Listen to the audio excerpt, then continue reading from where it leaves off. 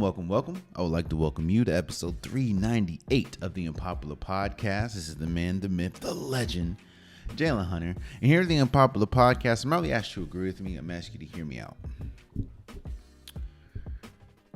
One thing that we know is if you give it time, you will know exactly how somebody feels about you. You will know exactly how an organization sees you. You will know exactly where you stand with somebody, with something, with some organization. All you have to do is give it time. Because at the end of the day, time reveals all. If you're patient enough, you will know exactly how somebody sees you.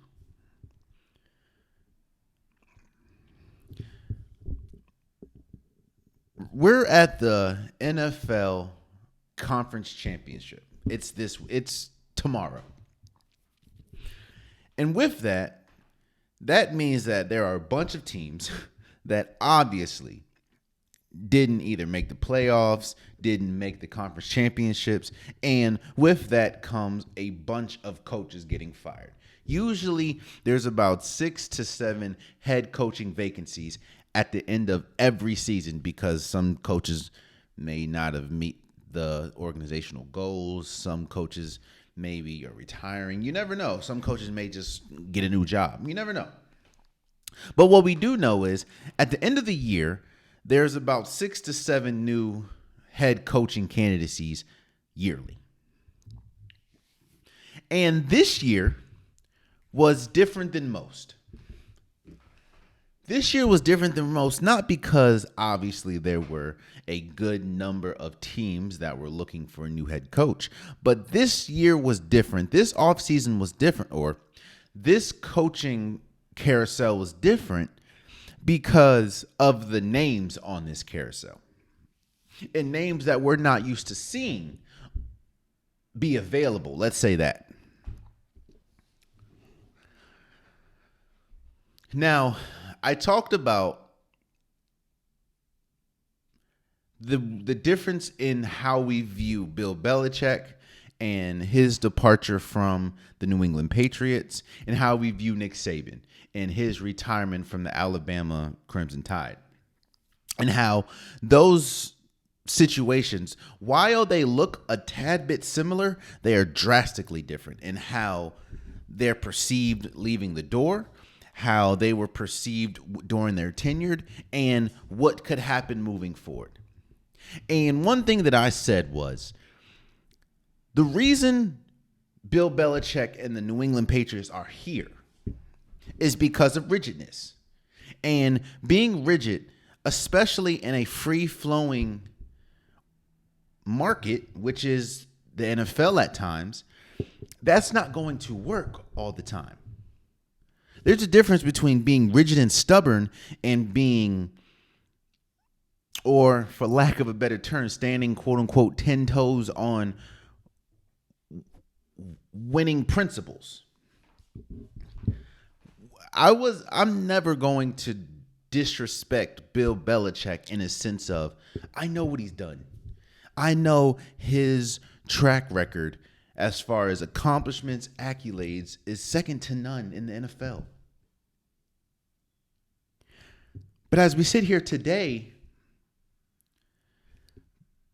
we find ourselves in a weird situation.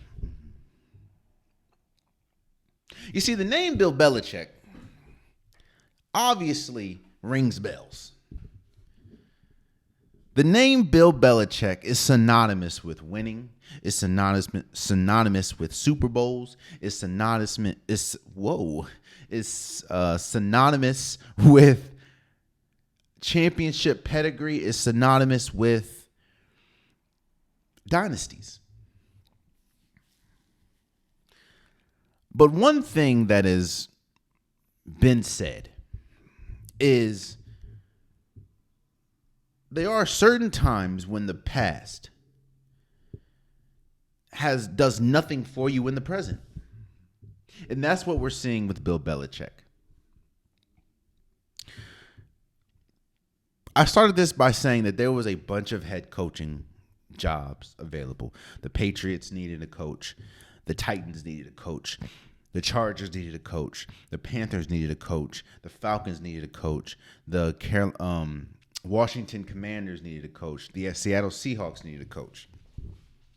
Meaning there were multiple opportunities for Bill Belichick to get a job.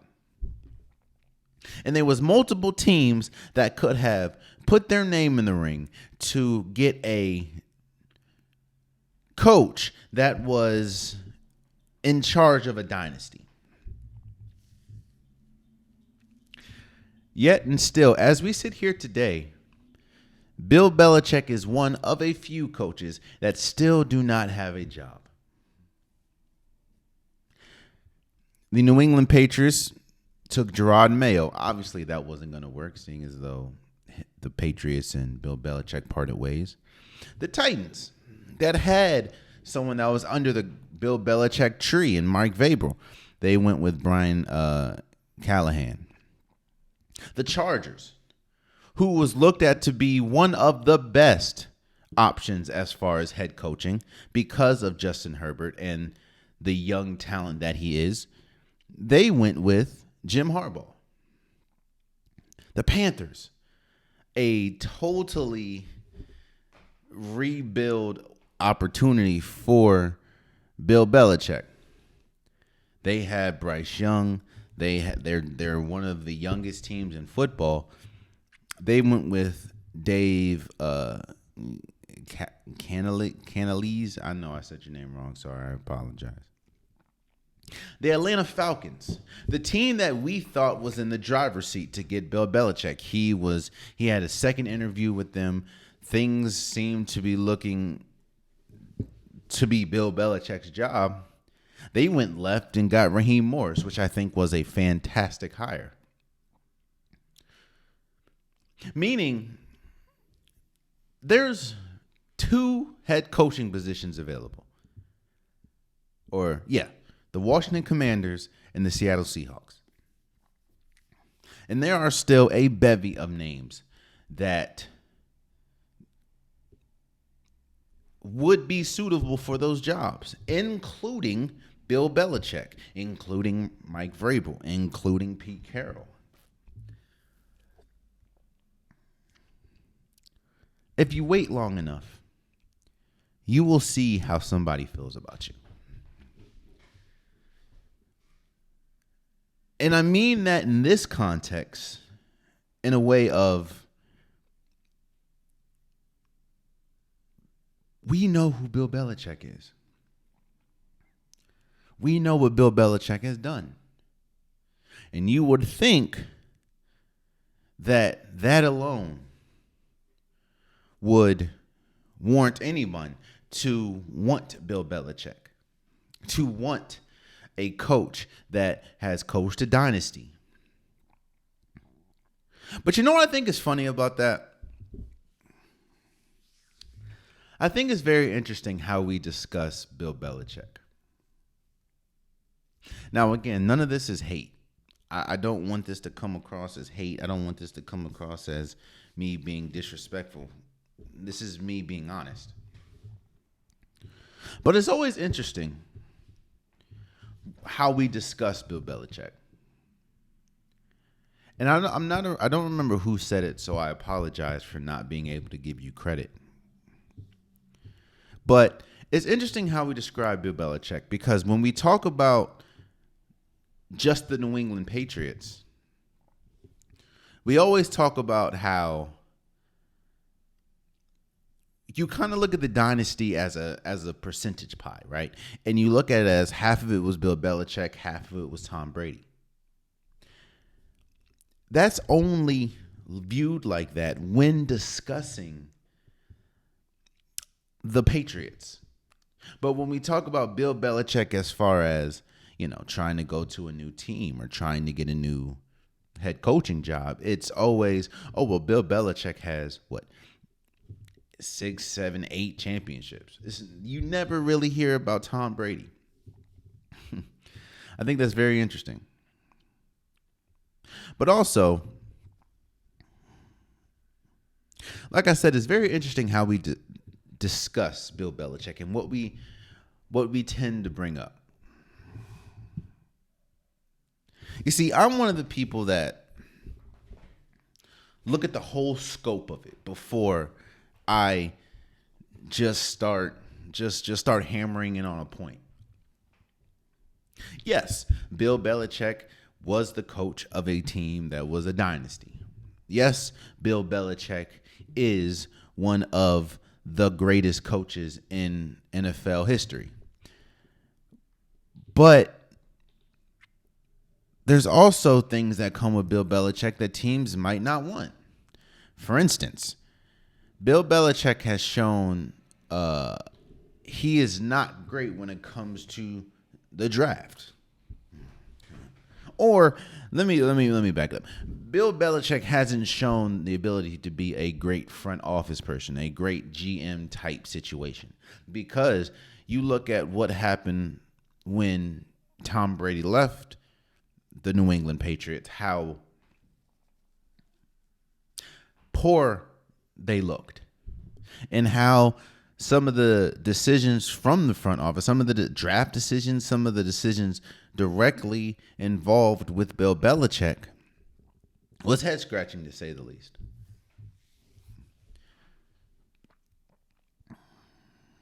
And I don't know. Let me first say I don't know. But I think that that's something that was a blockage in negotiating around Bill Belichick. I think that when you're used to something, you want to continue. When something is, Bill Belichick was used to having front office decisions. And while you can say, well, he hit on Tom Brady, yeah, in the 6th round, it means he passed on him 5 times. And I don't think a team looked at that and was like, I don't think we want to deal with that. I think it's very interesting, where we are and where Bill Belichick is. Because I don't think it's kind of like the dynasty talk. And you're looking at what the Golden State looks like right now. And you're looking at almost every single dynasty. They never really end peacefully. They never really end beautifully. And I'm kind of looking at the same way with the Bill Belichick coaching tenure. Do I think that he's done coaching? No. But I do think that it's the way that people thought he would be viewed now, including myself, now on the open market, that's obviously not true. And we look up today, and you would think that Bill Belichick would have his pick of the litter, seeing as though the accolades that he has to his belt, but doesn't really seem like the case. Again, and that's not just Bill Belichick, that's Mike Vrabel as well. I think that teams are waiting to see what's going to happen with the AFC Championship, because for some reason there's a rumor going around saying that this could be Andy Reid's last year. I don't know. But I think it's just crazy how we look up right now and Bill Belichick doesn't have a coaching job. Mike Vrabel doesn't have a coaching job. Pete Carroll doesn't have a coaching job. And honestly, I ain't really heard much about Pete Carroll or Mike Vrabel in a minute. I know that even Washington was interviewing like Eric Bieniemy or something. And Washington has some of the most cap space in the NFL going to the offseason. So I don't know. But times are changing, man. And it's kind of like if you don't age well with the times, then you're going to be thrown away and you're going to be left behind. And I'm not saying that that's what's happening with Bill Belichick, but that's sure what it looks like. it was saying that Bill Belichick wanted the Falcons job, and they gave it to Raheem Morris, who again I think was a fantastic hire. He was on the coaching staff with the team that went to the Super Bowl, so I respect it. And of course, being African American, I like seeing African Americans get an opportunity. So I hope that someone like Gerard Mayo gets a shot or is successful with the Patriots. I hope Raheem Morris is successful with the Falcons. I hope Antonio Pierce continues his success with the Raiders. But as we sit here today, Bill Belichick and Mike Vrabel and Pete Carroll are still without a job. Before I discuss or give my predictions for the conference championships, which again is happening tomorrow, I wanted to give my predictions on the NFL awards. And I think that's very important because the NFL award, my prediction for the NFL awards kind of either enhance or hurts, I guess, my argument when we talk about the conference championships. So I'm going to give my predictions for the awards. Let's start with the assistant coach of the year. Ben Johnson, Mike McDonald, Todd Monken, Jim Schwartz, and Bobby Slowick. I think that all of these are great candidates. I know Mike McDonald was in talks for, or was a candidate for, one of the head coaching jobs.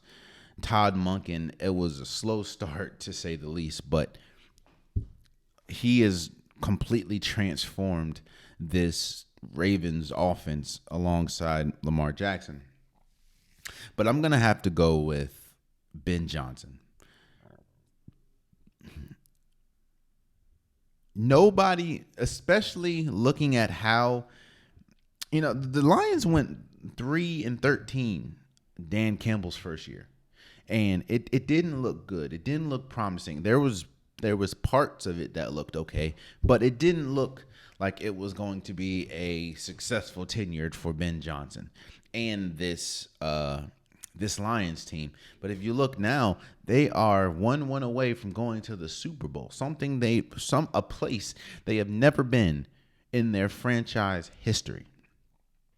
And when you look at the Detroit Lions offense, they have one of the best offenses in football this entire year with Jared Goff and Jahmyr Gibbs and David Montgomery and Amon-Ra St. Brown and Josh Reynolds and Sam Laporta. This offense is explosive. This offense can beat anybody. And I look at, when you talk about assistant coaches, I wouldn't be upset if Mike McDonald or Todd Monken won, but I do think that it should go to Ben Johnson. So I would give Ben Johnson the assistant coach of the year. The coach of the year, that's a little more interesting. You have Dan Campbell, John Harbaugh, DeMeco Ryans, Kyle Shanahan, and Kevin Stefanski. To me, this is a three-person race between Dan Campbell, DeMeco Ryans, and Kevin Stefanski. We just talked about the Lions, and we talked about how successful they've been this year and how nobody really expected the Lions to be as good as they are and be a game away from the Super Bowl. And when you look at what Kevin Stefanski has had to deal with as far as, the injuries, as far as Deshaun Watson, as far as P.J. Walker, Dory Smith, Joe Flacco, to deal with all that he's had to deal with and to still get the Cleveland Browns to the playoffs was incredible. But for me, and shouts out to John Harbaugh and Kyle Shanahan, well deserving. But to me, we talk about expectations, and one of the reasons why Dan Campbell is on this list is because we didn't really have much expectations for the Detroit Lions coming in. Well, we knew they could be good, but we had to see it to believe it. When I talk about DeMeco Ryans and the Houston Texans, there was absolutely no expectations for them this year. Again, he's a first-year head coach. You have a rookie quarterback in C.J. Stroud, who there was a major argument between should they have taken or should they try to get Bryce Young compared to C.J. Stroud. Then, of course, you have a first-year defensive star in Will Anderson. And we remember how they looked last year. Last year, they were the void of talent. Talking about the Texans. Yes, you had Stingley, but he was injured a lot. This team was not anywhere close to being good, let alone a playoff team. Let alone a playoff team with a playoff win. And again, we talk about expectations. I think that DeMeco Ryans exceeded expectations beyond belief when we talk about, again, where the Texans ended up, when we talk about the development and the growth of C.J. Stroud. A lot of that is, again, I say fit matters a lot on this podcast. If you don't have a good coach, if you don't have a good organization, it can really derail your entire career. You don't believe me? Ask Josh Rosen. Josh Rosen just kept getting bad break after bad break after bad break. And now you look, I don't even think he's in the league. And he never really got a good shot. Now, yes, I think that C.J. Stroud is better than Josh Rosen. But what I'm saying is you need to have a good head coach, have a good coaching staff, have a good organization that trusts you and builds around you. And that's what the Houston Texans have done with C.J. Stroud. I think that DeMeco Ryans is the coach of the year. I wouldn't be upset if Dan Campbell won. I would understand it. I would understand if Kevin Stefanski won. But to me, when we talk about expectations, I think that the Houston Texans and DeMeco Ryans exceeded expectations much more than Dan Campbell and Kevin Stefanski and John Harbaugh and Kyle Shanahan did. So I would give my coach of the year would be DeMeco Ryans. Then you have AP Comeback Player of the Year. Now I don't think I've talked about this yet, but I will talk about it. So the nominees is Joe Flacco, Damar Hamlin, Baker Mayfield, Matthew Stafford, and Tua Tagovailoa. Let's talk about Damar Hamlin for a second. I understand what happened. We all saw what happened against the Cincinnati Bengals. I'm not going to rehash what happened, but we all saw it. And I understand that obviously one person pretty much flatlined and came back to life, which, again, incredible story. I am happy that Damar Hamlin is still here. I don't want to see anybody lose their life, period, let alone on a football field.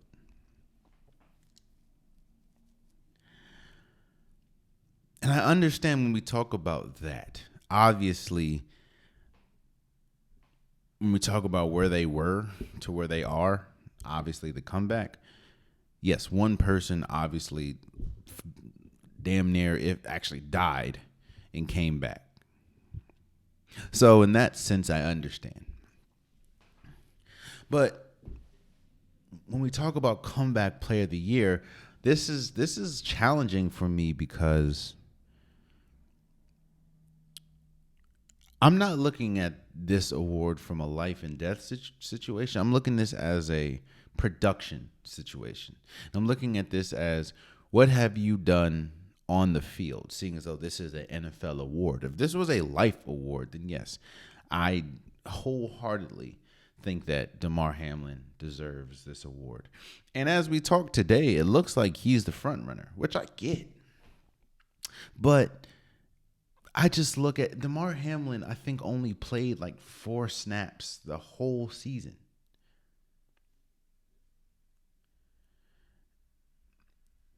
And I think 2 of those snaps, maybe 3 of those snaps were in the playoffs.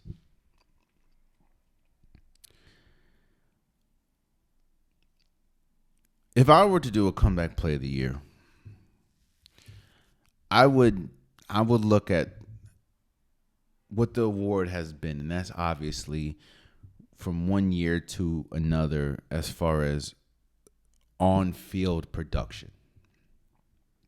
And because of that, I would give my comeback play of the year award to Joe Flacco. When you saw what his career pretty much has looked like outside of Baltimore, and you see how throughout the first 10, 11 weeks of the season, he was sitting on his couch. So to come back and be amongst some of the league leaders in passing touchdowns after week 11, I think, 10 or 11, is incredible. Again, if we talk about life and death situation, then yes, I think DeMar Hamlin definitely deserves this. But this award has historically been your production on the field. And that could be come back from injury or whatever, but I think that I would give my comeback player of the year to Joe Flacco. Let's go to AP Defensive Rookie of the Year. You have Will Anderson, Jalen Carter, Joey Porter Jr., Kobe Turner, and Devon Witherspoon. I know that I predicted going into the season that Jalen Carter was going to be the Defensive Rookie of the Year. I thought that he was in the perfect place and in the perfect position for him to thrive. That is with the Eagles. And at a need, because the Eagles needed defensive tackle assistance, especially seeing as though who left because of, after the Super Bowl appearance. And I thought that Jalen Carter I know he had some immaturity off the field issues. I get that. But when we talk about on the field, he was arguably the best defensive player just a year ago. At Georgia, he was it. And I thought that, of course, the Philadelphia Eagles went heavy on drafting Georgia players. I thought that he was going to make the biggest impact this year as a rookie defensive player. And I thought that he had the tools to kind of be better than a lot of veterans. And we did see some instances where Jalen Carter was incredible. Don't get me wrong.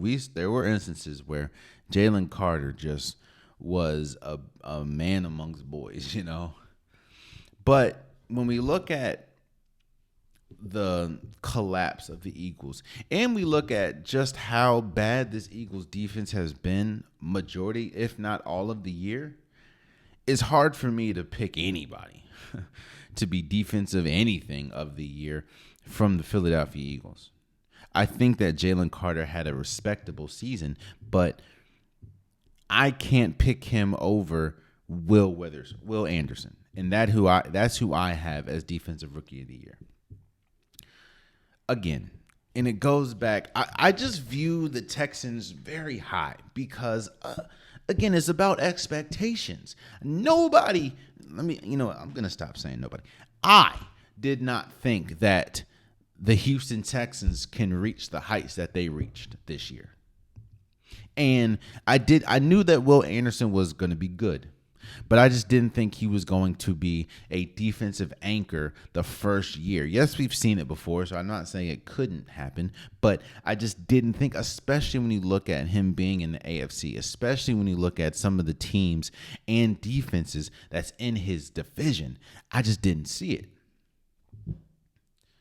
And he's been incredible. He has been the lifeline for the Houston Texans defense that has been good majority of the season. And I think it's a two-man race, in my opinion, between Will Anderson and Devon Witherspoon. But when we look at how one team ended, I would probably go with Will Anderson. That's my pick for Defensive Rookie of the Year. Oh, man.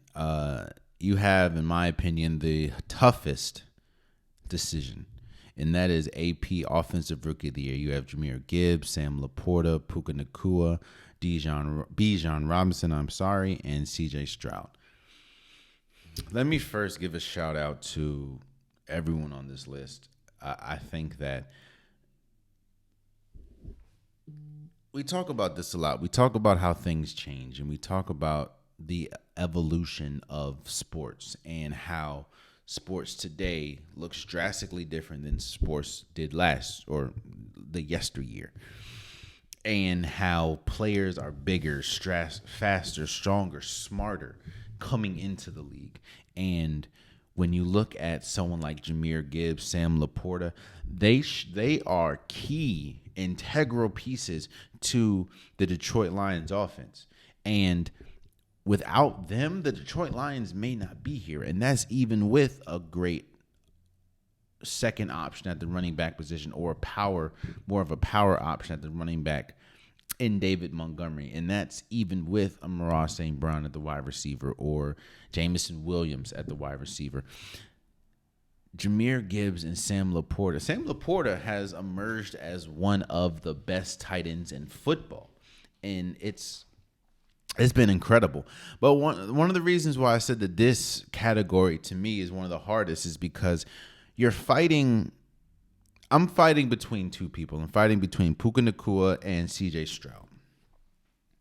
Now, Puka Nacua's case, obviously, is he broke the rookie receiving record in NFL history. Like, he has the record now. And a lot of people are saying, well, you add Matthew Stafford, and Matthew Stafford has a tendency to get people records. I mean, he got Cooper Kupp a record maybe a year or two ago. He had Calvin Johnson. Yeah, but you still got to get that record. And Puka Nacua has been great all season. But then I look at CJ Stroud, and it's CJ Stroud. CJ Stroud is I said when the season ended, you can argue that he is a top 3 quarterback in this league when he was eventually eliminated by the Baltimore Ravens. The way that he was playing, the way that he was playing like a vet. He was playing better than a lot of vets. And if you look today, if we do like a tiers list, it's hard for me to. I don't know if I can respectfully pick, or let me not say respectfully, if I can confidently pick 5 quarterbacks better than him. So it's between, do you pick the person that has record, or do you pick a person that is a top tier quarterback in the league? And for me, honestly, I've been going back and forth with this one ever since it was announced. Oh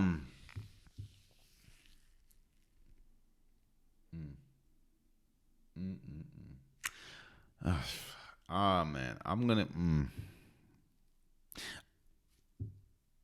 go with CJ Stroud. I know, and I'm not confident in it, but I just think CJ, to go from having no expectations as a rookie to at the end of the year being arguably a top 3, top 5 quarterback in the league, in the same league that has a Patrick Mahomes, a Josh Allen, a Sam Darnold. Whoa. That has Joe Burrow, that has Lamar Jackson, that has Trevor Lawrence, Justin Herbert, to be amongst those greats, or some of those greats. I definitely said Sam Darnold. Man. Yeah, I think that's incredible. And I I'm gonna say C.J. Stroud. C.J. Stroud for the offensive rookie of the year. But that is tough.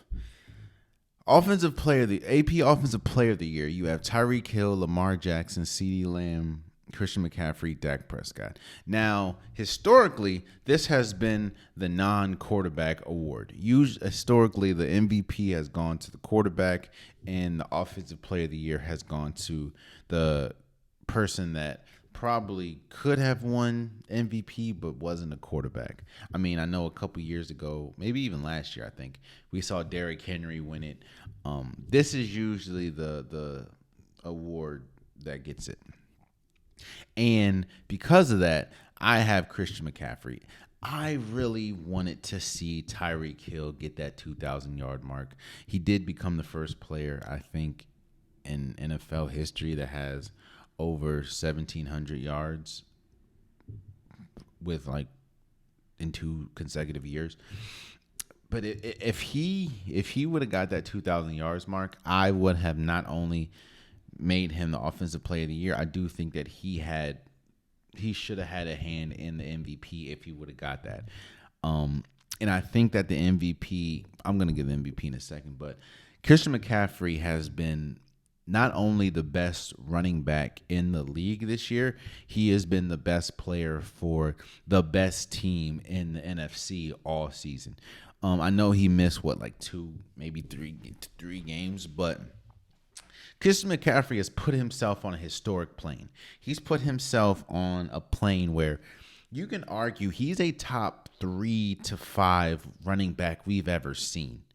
Because when we talk about his skill set, when we talk about his strengths, it's very hard to build a list of great anything when we talk about the running back position and not have Christian McCaffrey. That's how good he's been, not just for the San Francisco 49ers, but he's been in his entire career, even with the Carolina Panthers. And because of that, I don't think he's going to win the MVP, obviously. So I'm going to give him the Offensive Player of the Year award. I think that that's well deserved if he's not going to get the rookie, or if he's not going to get the MVP. So I give that to Christian McCaffrey. Another tough one, in my opinion, is the Defensive Player of the Year. You have Deron Bland, Max Crosby, Myles Garrett, Micah Parsons, and T.J. Watt. To me, it's difficult because I understand giving it to Deron Bland, seeing as though I think he has the most pick sixes in a season in NFL history. I understand giving it to Myles Garrett. The Cleveland Browns have been a top defense, top 1 or 2 defenses all season, and he has been the catalyst of that. I understand giving it to Micah Parsons. When we talk about the best player on the Cowboys, you can argue that it's Dak Prescott or CeeDee Lamb, but I would say probably Micah Parsons. And I understand TJ Watt as well. I think he leads the league in sacks or something like that. I'm going to give it to TJ Watt. I think that TJ Watt, the Steelers, there hasn't been much positive for the Steelers this year, but there has been one consistent when he's been playing, and that has been the defensive intensity, the defensive play by TJ Watt or from TJ Watt. And I think that TJ Watt, especially, I'm not going to say forgotten, but a name that you didn't really hear coming into the season, probably because of the entire Steelers team in general and how there wasn't much positive expectations for them. But he's been incredible all year when we talk about just from the defensive standpoint and being a consistent presence for that team. So I'm going to give it to TJ Watt. Then you got the MVP, the most valuable player. You have Josh Allen, Lamar Jackson, Christian McCaffrey, Dak Prescott, and Brock Purdy. Each one of these people have a case, obviously. I mean, Brock Purdy led the league in QBR and I think yards per play. Dak Prescott led the league in led the league in touchdowns. I think he had 39. We just talked about Christian McCaffrey and how he has been arguably the best player all year. Josh Allen, I mean, is Josh Allen, and he has put up some historical numbers this year. But there's a reason why every single time we talk about Lamar Jackson, and every single time somebody else talks about Lamar Jackson, they say soon to be two-time MVP. He is the front runner. He is the leader of the pack. He is the best player on the Baltimore Ravens. That is arguably the best team in football. He's had an even better season than his 2019 campaign, where he won the MVP unanimously. And I would be shocked if anybody else outside of Lamar Jackson won the MVP at this point. So I have Lamar Jackson, just like I think almost everyone else has Lamar Jackson as their MVP. It's well deserved. So with that, I'm going to give my prediction for the conference championships. And let's start with the one that starts first, Sunday or tomorrow at 3:00 or Eastern Standard Time. And that is the Chiefs and Ravens.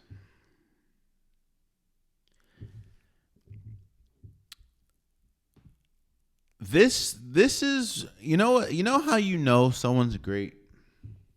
And you know how that universally someone is considered as great? Is because when you look at this game, everything points to the Baltimore Ravens winning this game. Baltimore's at home. They have the best record in the AFC. They have the number one scoring defense. They have one of the best offenses in the league. They have Lamar Jackson, who, like I said, is going to be a two-time MVP. They have one of the best defenses as far as run stopping. They have a Super Bowl head coach in John Harbaugh. And all season, they have been dominant. In their 4 losses, 3 of them, they've had the lead with 2 minutes left in the game. And they have destroyed teams. Like, they destroyed the 49ers. They destroyed the Lions. They destroyed the Dolphins. Like, they're destroying playoff teams, good teams. But there's a reason why. Let's say this. The reason why this game has been so difficult to pick is because of the greatness of Patrick Mahomes. Because I look at it like this. And this is no offense to, let me not even say him. If any other quarterback, let's just say that. I'm not going to throw anybody on the bus right now. If any other quarterback was the quarterback of the Kansas City Chiefs, I don't think it would be that hard to pick this game. But I think that there's a level of respect and there's a level of understanding that you're playing an all-time player in Patrick Mahomes. Again, remember how this season went for the Chiefs.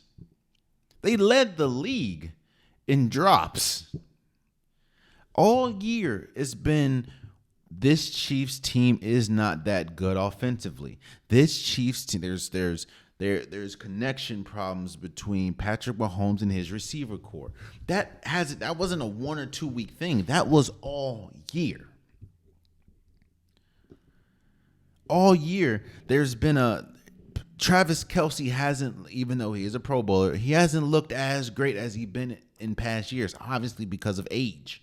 And because, again, he gets hit a lot. So it's adding up. But yet, this game it's so tough for me to pick. And it was tough for me to pick. I know who I'm going to go with and who I obviously want to win, but it's hard for me to pick against Patrick Mahomes and Travis Kelce and Andy Reid, who is, when we talk about pantheons of coaches, Andy Reid's name doesn't get brought up a lot, but it should. Andy Reid is one of the greatest coaches the league has ever seen. Andy Reid got Donovan McNabb, and no offense to Donovan McNabb, but he got Donovan McNabb to a Super Bowl. And another reason why this is very difficult to pick is because the defense. This is the best defense that Patrick Mahomes has ever had. They're ranked second, and this is the top. This is the 1 and 2 top defenses in the league in scoring. Like, it's going to be tough. I think, and there's a reason why. There's a reason why a lot of people are saying that this is a legacy-defining game for Lamar Jackson. One of the biggest reasons why I wanted to start, I wanted to do the awards before I did the predictions is because let's say Lamar Jackson loses this game. While I know how great Lamar Jackson is, and I'm sure a bunch of people know how great Lamar Jackson is, look at Lamar Jackson's resume. If he loses, he'll be a 2-time MVP, youngest ever in NFL history. He would have had 2 teams that were number 1 in the AFC going into the playoffs. Yet he would only have 2 playoff wins if he loses this game. Like, that's tough. Now, I think that conversation is only honestly amongst people that cover sports and people that, because I think that people understand how great Lamar Jackson is. I don't think there's anyone that's questioning if Lamar Jackson's good or not. But when we talk about the greats and Lamar Jackson has a chance to enter himself into a category that I don't think anyone saw himself entering, and that is arguably one of the greatest quarterbacks of all time. He's already surpassed, and no offense to him, people know how big of a Cam Newton fan I am. He's already surpassed Cam Newton. He's already surpassed, in my opinion, Mike Vick if he wins this game.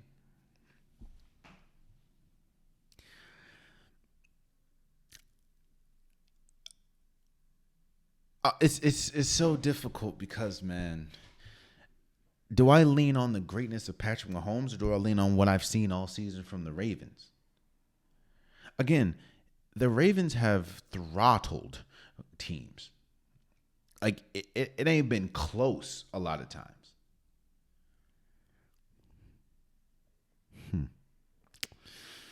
Man, it's a tough one.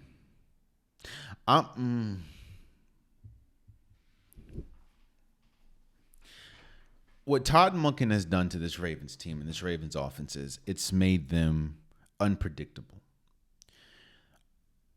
It's hard. In one side of my brain, I'm always thinking about what I've seen and what I've seen just beyond this season. Like, I've seen Lamar Jackson struggle against. Lamar Jackson is 1-3 against Patrick Mahomes. Now, yes, when they did play, Lamar Jackson and this team is drastically different. But Patrick Mahomes is still Patrick Mahomes. I saw Lamar Jackson lose to Patrick Mahomes live. But I'm looking at recent history, and I'm looking at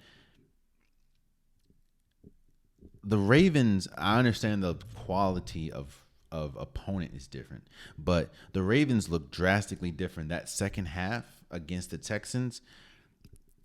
And they looked more like the Ravens that have been destroying people all season.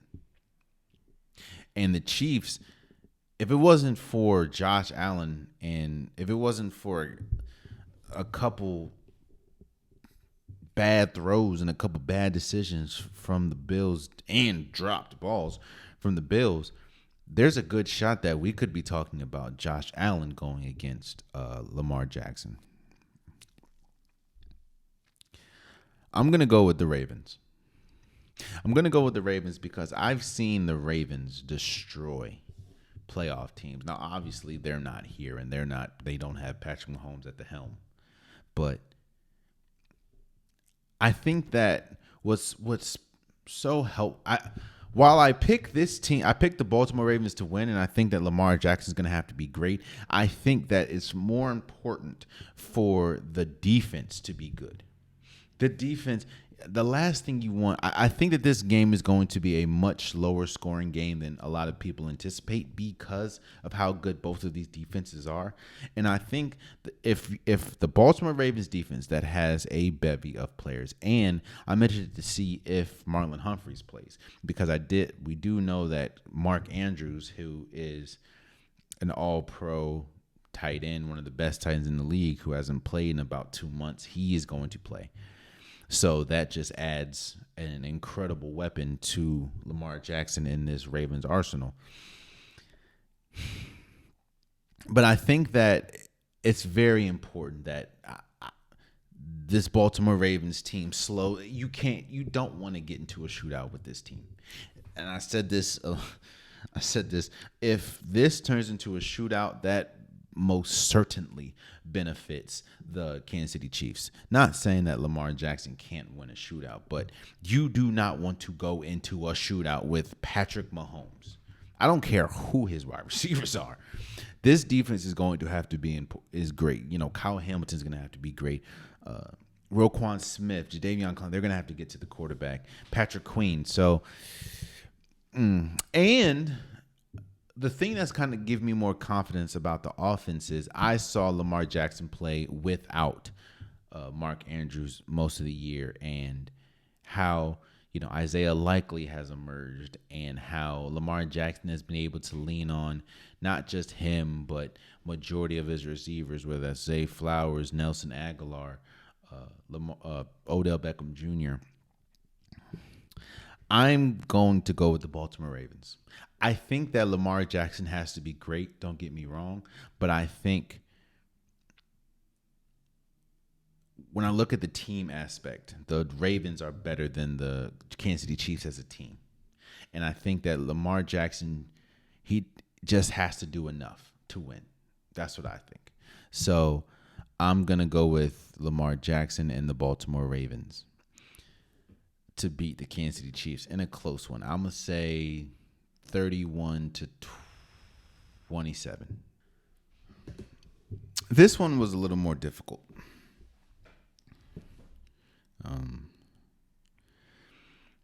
All week I've heard interesting takes about Brock Purdy, about this offense, about just this 49ers team in general. I will say that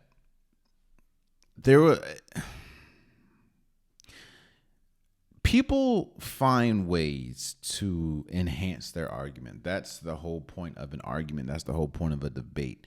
You find ways to enhance your position. And I think that people have done a great job at that all week. They've done a great job at finding a stance and picking apart why they feel their stance is valid.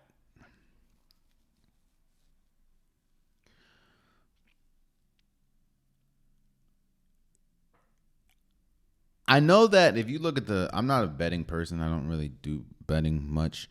But if you look at the money line, quote unquote, this should be they have the 49ers at like 7.5 favorites. Like, if that means that they think that the Lions don't have a shot in hell to win this game, which is crazy to me.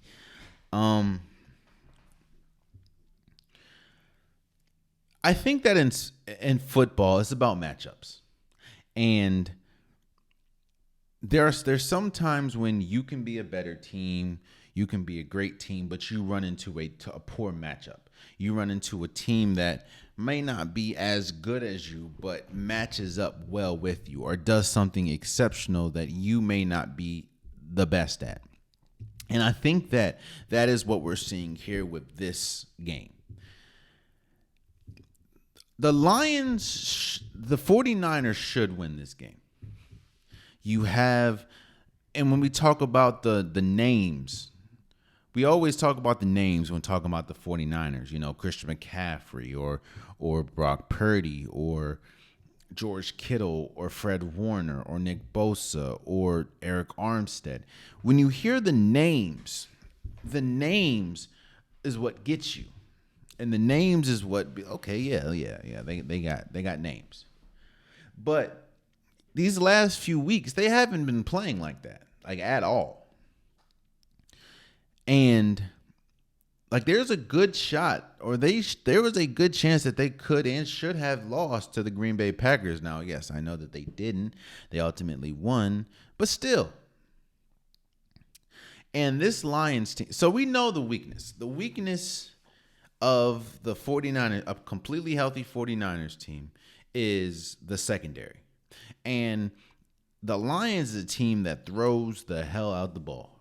When you have the players that they have, the personnel that they have at the wide receiver, at the tight end position, they throw the ball a lot. And they also run the ball very effectively with Gibbs and David Montgomery, but when you have St. Brown, when you have Reynolds, when you have Williamson, when you have Laporta, you air that joint out. And we've also seen these past few weeks that if you have a solid running game, you can run on this 49ers team. This 49ers team, the defensively hasn't been as good towards the end of the season that they were in the beginning. And we know about the numbers. We know about Dak or Deebo Samuels. We know about, I think that their 49ers like 8-9 without Deebo Samuels.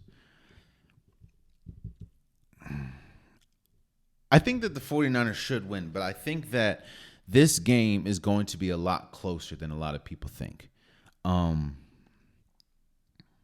I'm going to pick the 49ers because the thing that caused me concern is the Lions' offensive line. While they have one of the best centers in football, their offensive line as a whole isn't that good.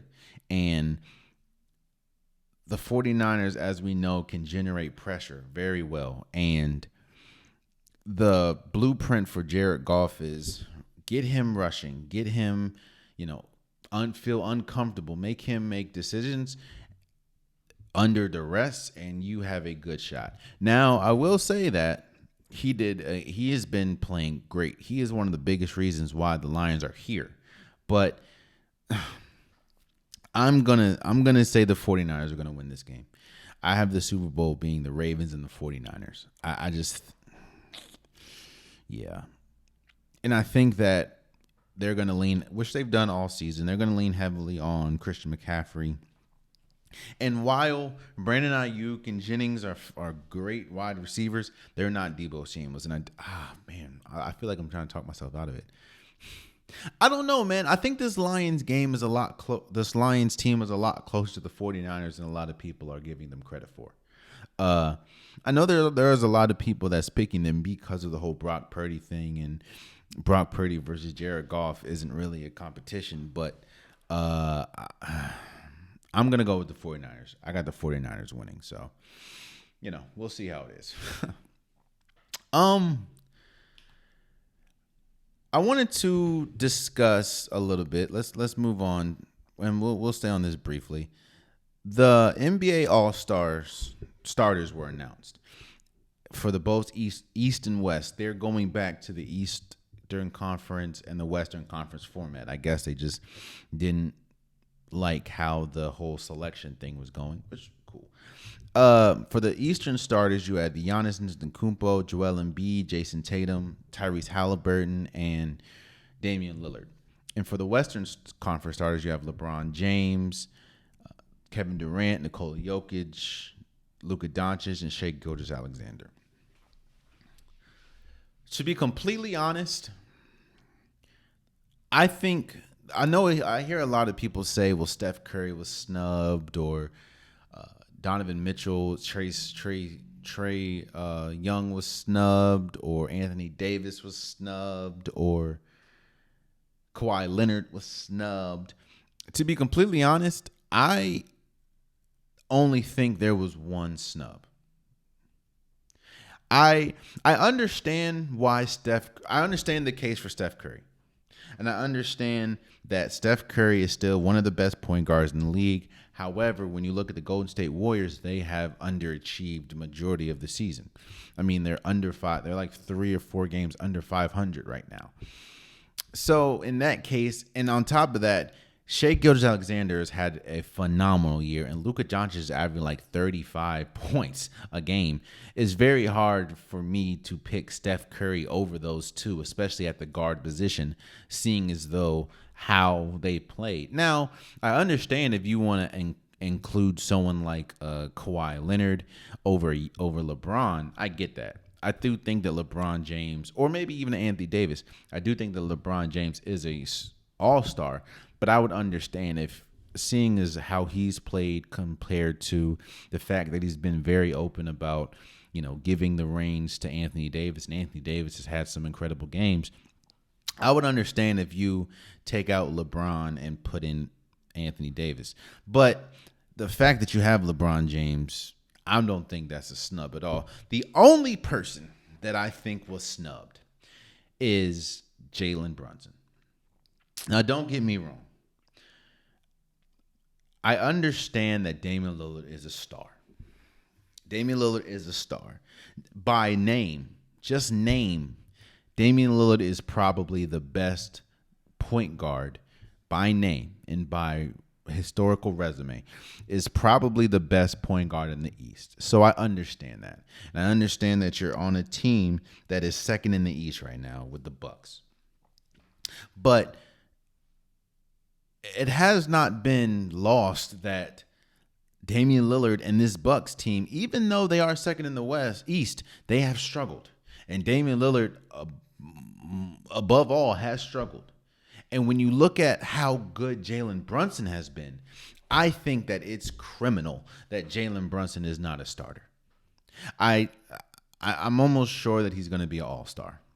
But the fact of where Jalen Brunson has been all season, and don't get it twisted, while I would pick Damian Lillard 10 times out of 10 if I'm building a team at the point guard position between those two, I would be remiss to mention that Jalen Brunson has been better than Damian Lillard this year. He's been more consistent. He's been by far the best player for the New York Knicks. I think he's the only one that got snubbed, man. And I would take Damian Lillard off, and I still have him as a reserve. But I just, that's the only one that gets snubbed. I know a lot of people are saying, but Steph, and I get it. But if you're gonna add Steph, you have to take out Shea Gilgeous or Luka Doncic, and I can't respectfully do either. So yeah, I'm not mad with the starters at all. Shouts out to them, and I'm excited to see who's going to be the reserves. I'm interested to see Paul George. I want to see if they're going to reserve, because I think that Paul George, especially in the West, has earned a spot. I think Kawhi Leonard has earned a spot. I think Devin Booker has earned a spot. I'm interested to see who the other so there's 5, 3, who the other 4 will be. So shouts out to all the starters, man. And lastly, before we go, not an unpopular topic of the day. It is a shout out. Shout out to Tara VanDerveer. It happened a couple days ago, but I got so lost in football and everything that I completely forgot to mention this, that she became the winningest coach in D1 basketball history. Shouts out to her. I think she's the coach of Stanford women's basketball. I think she won like 1,203. Her overall record.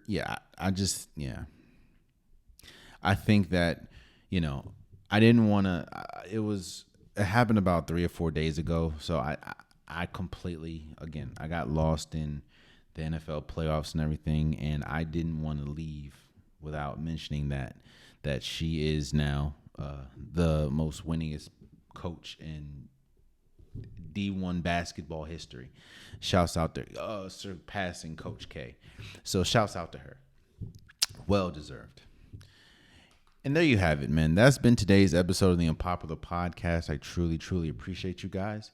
If you want an Unpopular Podcast shirt, hoodie, sweater, long sleeve joggers, the link is in the description below.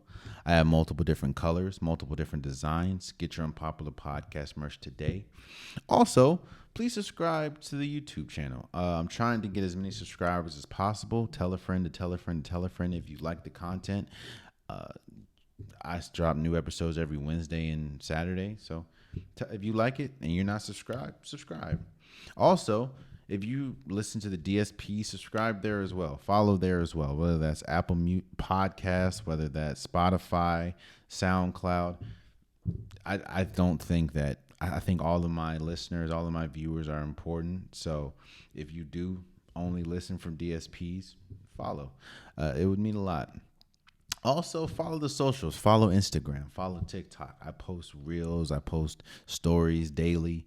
That's probably the fastest way if you want to connect with me or if you want to, discuss anything. Just keep it respectful and I'll respond. But yeah, I appreciate you guys. And I hope you guys have an incredible weekend. Until next time, much love.